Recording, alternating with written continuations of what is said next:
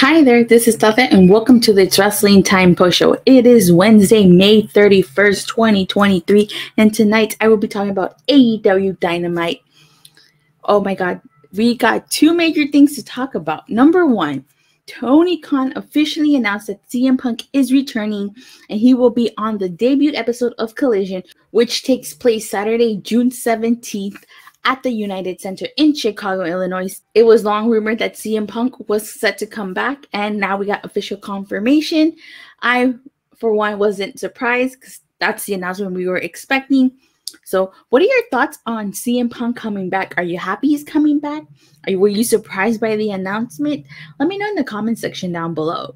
And also, too, we got Callis and Konosuke Takeshita explaining their actions. So if you guys remember, at the end of Anarchy in the Arena, Callis came out and Konosuke Takeshita attacked Kenny Omega, costing the Elite the Anarchy in the Arena match. I have to say, like, the entire crowd booed Callis. You couldn't hear him talk because the arena was so loud, they were booing him. He got massive heat tonight. And Callis even acknowledged those boos. He said that he sincerely hoped those boos were for Omega. Once again, Callis is trying to reiterate the fact that he's the victim here, not Kenny Omega. He talks about how Kenny Omega got the IWGP title and the AEW title because of him. He makes reference to the fact when he got knocked out and had to get those 23 stitches on his head. Callis is just blaming Kenny Omega for destroying his family. And he makes note that Takeshita is a better athlete than Okada and Omega. So interesting that he mentioned Okada, especially with Forbidden Door coming around the corner. Maybe we'll see Okada. So Callis says that Omega destroyed his family, so he built a new one that will take the Elite out of AEW. Now, Konosuke Takeshita does speak in this promo. He cuts a promo in Japanese, and then he says that they will destroy the Elite, they will destroy Omega. So I actually really like this segment. Again, those boos that they received, massive boos. I think those are probably the biggest boos we've ever gotten in AEW. But what are your thoughts on Callis and Konosuke Takeshita, their explanation for their actions, and where do you guys think that we go from here? Let me know in the comment section down below. Okay, so tonight's Dynamite kicked off with Bandido and the Lucha Brothers versus Blackpool Combat Club. And I have to say, absolutely love Bandido's outfit. He came out just as the Chapulín Colorado. This is a picture of his outfit, or I should say of his attire on tonight's Dynamite. And for those of you who don't know, this is what it was referencing. This is a Chapulín Colorado, which was a famous Mexican television show. A Chapulín Colorado portrayed by Roberto Gomez Blanos, or as he's better known as Chispirito. If you guys aren't familiar with Chapulín Colorado, maybe you'll be familiar with his other show that he did, El Chavo del Ocho. So I absolutely love the fact that he wore that tonight. As soon as I saw it, I was like, that's a Chapulín Colorado. Let me know in the comment section if you caught that reference right away, or if you needed to for someone to explain it to you what he was dressed as. But anywho, that's what he came out as. If you're a Latino, you know that reference immediately. The match hadn't even started and a brawl broke out between them. Between everybody that was in the ring. One of my favorite spots in this match was when Bandido was doing a delayed vertical suplex to Wheeler Yuta. And I think he got up to a 60 count. And on the meanwhile, while that was happening, the Lucha Brothers took out Jon Moxley and Claudio Castelloni. We get the Lucha Brothers doing double thrust kicks to Wheeler Yuta. I really like the fact that Bandido did the frog splash. And of course, before he did the frog splash, he had to do, Eddie's little move that Eddie used to do. I really wanted to see this 21-plex in tonight's match, but Jon Moxley stopped Bandido from doing it to Wheeler Yuta. I really wanted to see that. Now, it's interesting here that the Blackpool Combat Club got the victory here. And they did so with Wheeler Yuta pinning Bandido. I said this last time, and I'm definitely going to put it out there. I would not mind if BCC take control of all of the Ring of Honor belts. You already got Claudio Castelloni as Ring of Honor World Champion, so it would only make sense for 2 other members in the BCC to win the ROH Tag Team titles, and maybe for the whoever is left would take the TV title off Samoa Joe. But that's just me. That's just my opinion. What do you guys think about that? I've been manifesting that. Hopefully it happens, but hey, you know, never know. So we'll see. But awesome opening contest. We get a backstage interview with the Elite, and Matt Jackson is basically talking about how the BCC bought out the worst of them. Nick Jackson says Hangman was right. They are the heart and soul of AEW. Hangman says that they're still breathing.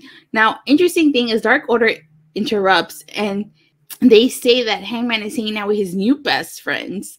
Of course, this doesn't seem like it sits well with Hangman. And then also, too, in this interview, we find out that Kenny Omega left the country and he's not in Canada. If he's not in Canada, could that mean he possibly went to Japan? Maybe to recruit a certain golden lover? I guess we gotta wait and see. You know, Forbidden Door is right around the corner, so who do you guys think Kenny Omega went to go recruit? And if he's not in Canada, where is he?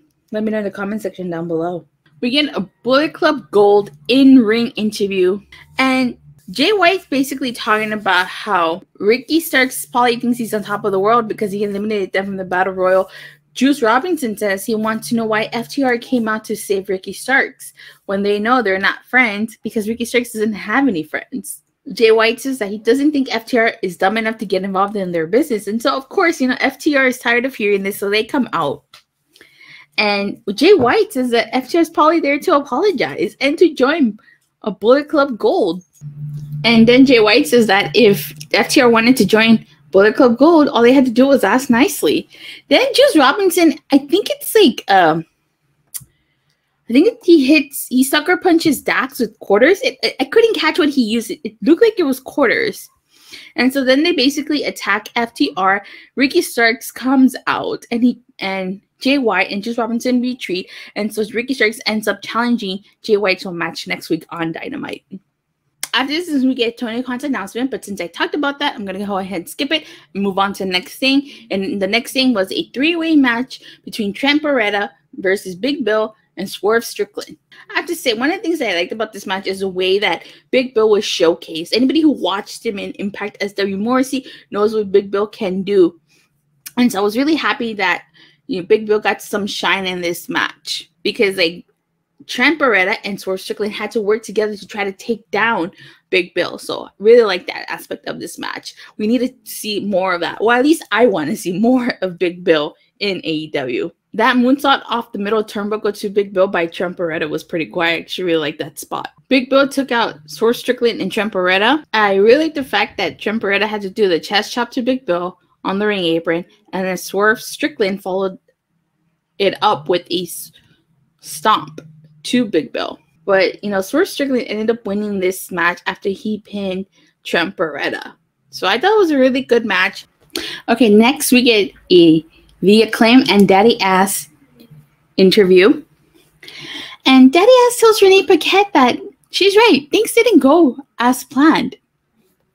And he said that his biggest regret and sadness is that he let the Acclaimed down. Max Caster chimed in and said that they were undefeated until they wrestled House of Black, but their goal is still the same. A few months ago, they were screwed out of Tag Team Gold. Now, Anthony Bowen starts listing all of Daddy Ass's accomplishments, and he says that Daddy Ass deserves to hold gold one more time, and he tells Daddy Ass not to worry about it. So, the Acclaim and Daddy Ass being trios champions, I'm totally down with that. I can totally see that happening. I hope it happens, but we'll see how it happens because they lost cleanly to House of Black, so we'll see. After this, we get Don Callis and Konosuke Takeshita, but I already talked about that, so I'm going to go ahead and skip that and move to the next thing. By the way, in case you guys haven't noticed, I did retire the Imaginext Dino Megazord, and now I'm using some of my Funko Pops and Lightning Collection figures right here. This is actually the black and gold Sword Ascension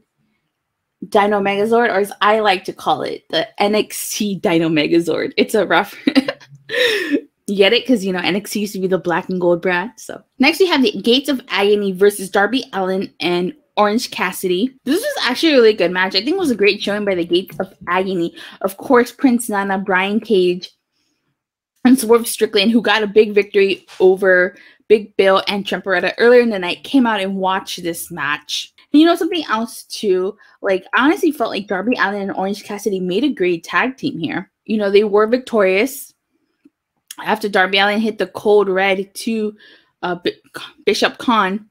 And once that happened, of course, you know, Swerve Strickland, Brian Cage were going to enter the ring, but Sting came out with the baseball bat, and he joined Orange Cassidy and Darby Allin in the ring. Tony Schiavone's in the ring, and then Hook comes out.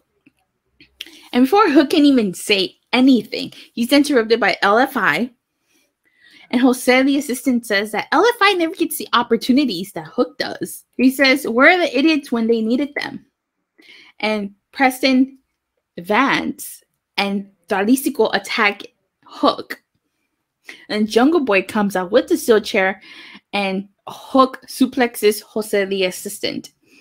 So I wonder if this is a reuniting of Jungle Hook. You know, Jungle Hook was a good tag team, but I'm really sad that we never got to see Hook housing again after their one tag team match. So next we get a backstage interview with Toni Storm, and she says she's having a great time as champion, and that she's been wrestling for 13 years. She starts talking about how she used to carry people's bags, but there's no one worthy in AEW to carry her bags.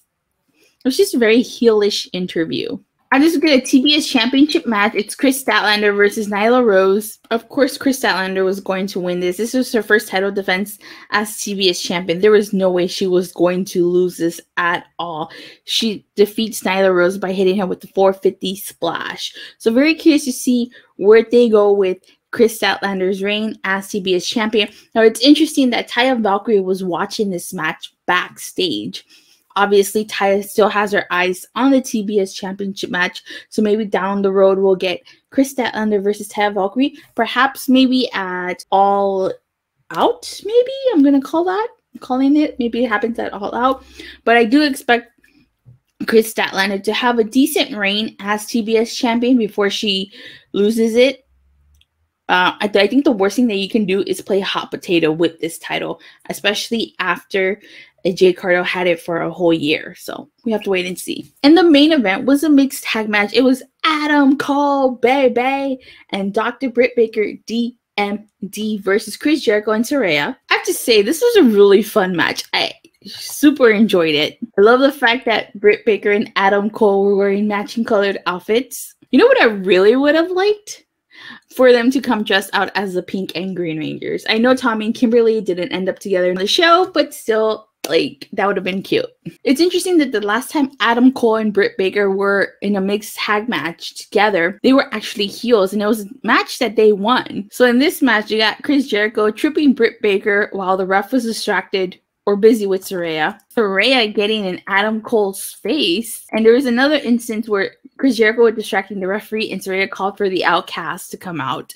But of course, Cheetah came out with the kendo stick. Britt Baker slapping Chris Jericho because he got in her face. And then there's this one spot where Britt went to the top and Saraya was like knocked out. And Chris Jericho was like begging Britt not to do whatever it is that she was going to do. And I don't know.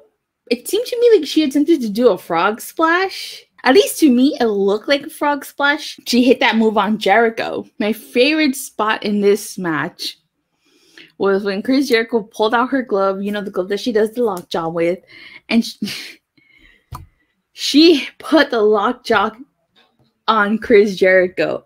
That, to me, was my favorite moment in this match. You got Adam Cole doing a super kick to Chris Jericho and Britt Baker doing a super kick to Saraya.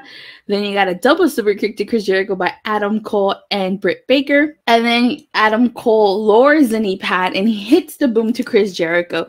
And so Adam Cole and Dr. Britt Baker, D.M.D, are victorious. And that is how Dynamite ends tonight. And if you look closely, on the ramp, you can see Saraya is like trying to cheer out Chris Jericho because they just lost, and he's not happy about that. So overall, I actually loved tonight's Dynamite. That was a really great show. top to bottom. There's not really nothing I disliked about tonight's show, honestly. Well, that's all for today. Thank you guys all so much for watching and for the continued support. Please don't forget to like and subscribe. Make sure you hit that bell so you get notified whenever I go live or release a new video. And I'll see you guys Friday after AEW Rampage. Bye.